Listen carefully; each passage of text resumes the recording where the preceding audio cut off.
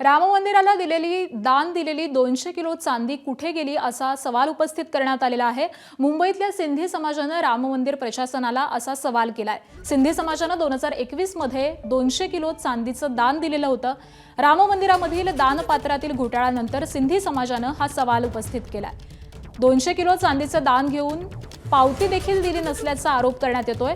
तर विश्व सिंधी सेवा संगमाच्या राजू मनवानी यांनी धक्कादायक असा खुलासा केलेला आहे। आम्हाला चांदी परत नको, पण कुठे वापरली ते सांगा, असं मनवानी म्हणालेले आहेत। अयोध्या की तरफ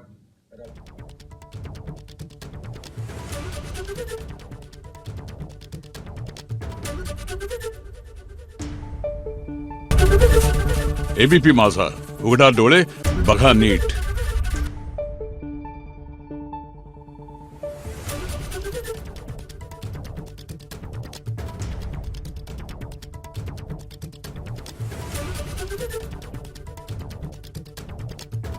Thank you.